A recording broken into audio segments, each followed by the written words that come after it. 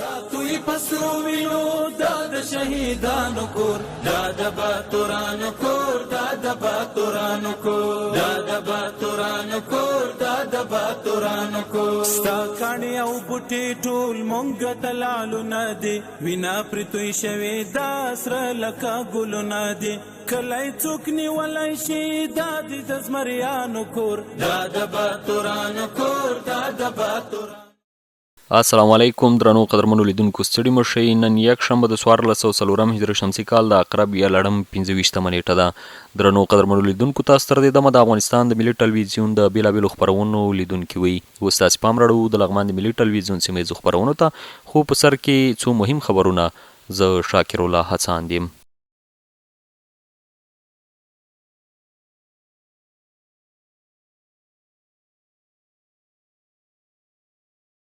بسم الله الرحمن الرحیم. د منګو سیمې اوسیدونکو د الینګار ولسوال سره ناسته وکړه او خپلې ستونزې ورسره شریکې کړې. د منګو سیمې اوسیدونکو د الینګار ولسوال مولوي غلام محمد جراح سره ناسته وکړه او خپلې ستونزې ورسره شریکې کړې. په دې ناسته کې د یادې سیمې اوسیدونکو د الینګار د ولسوال فعالیتونه وستایل او مننه یې ترې وکړه چې هر وخت د قومي مخورو ستونزې اوري او تر خپلې وسې ورته حل لارې لټوي. په دې ناسته کې د یادې سیمې مشرانو خپلې سیمه ییزې ستونزې د الینګار ولسوال سره شریکې کړې او د حل غوښتنه یې ترې وکړه. د الینګار ولسوال راغلو قومي مخورو ته د ستونزو د حل ډاډ ورکړ او ویې ویل چې له اړونده مرجو سره به یې شریکوي تر څو حل لارې ورته ولټول شي.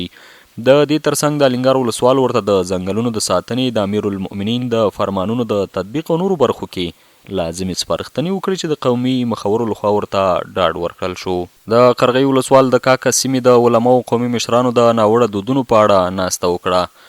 په همدې اړه پام وکړئ. زموږ د همکار عبدالوارث مخلص دې ریپورټ ته. د قرغیو ولسوالۍ ولسوال مولوي ګلاب عاصم د کاکه سیمې له علماو قومي مشرانو او عام ولسونو سره ناسته وکړه. په دغه ناسته کې د امیرالمؤمنین حفظه الله تعالی د وروستي فرمان پر بنسټ د ناوړه دودونو او نورو غیر شرعي رواجونو د مخنیوي په اړه هر اړخیز خبرې وشوې. همداراز د جامعې له محتمم صاحب او طالب کرامو سره جلا لیدنه ترسره شوه.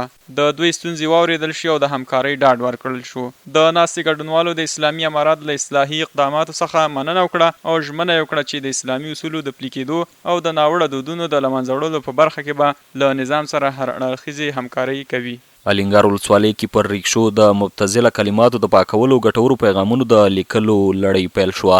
د لغمان ولایت د امر بالمعروف نهي عن المنکر او د شکایتونو اورېدلو ریاست د نشراتو مسؤل مولوي محمد اسحاق سعیدي رسنیو ته ویل چې د رئیس مولوي پاچاګل احمدي په لارښوونه یې الینګار ولسوالۍ کې پر ریکشو د مبتذله کلماتو د پاکولو ګټورو پیغامونو د لیکلو لړۍ پیل کړه. د الینګار ولسوالۍ د امر بالمعروف نهي عن المنکر او شکایتونو اورېدلو امیر مولوي شیرزمان مدني په وینا د دې امریت محتسبینو علماء کرامو د لارښوونې په اساس پر وصیتو ناسمې لیکنې پاکې او پر ځای ټولنې ته د یو ښه پیغام لیږدونکو لیکنو لارښوونه وکړه. دوی ریکشا او موټر چلوونکو ته سپارښتنه وکړه چې بیا ځلې داسې کړنې ترسره نه کړي. په ورته وخت کې د دې ولسوالۍ اوسیدونکو د امر بالمعروف نهي عن المنکر امریت له مسؤلینو مننه کړې او ویلي دي چې له دې سره به ټولنې ته یو ښه پیغام وړاندې شي. د یادونې وړ ده چې یاد کمپاین د لومړي ځل لپاره په مرکز مهترلام کې د اطلاعات او کلتور او امر بالمعروف ریاستونو په همغږۍ پیل شوی او لا هم جریان لري. درنو قدرمنو لیدونکو، دا اوس زموږ د نن شپې خبرونه له ملتیا مو مننه.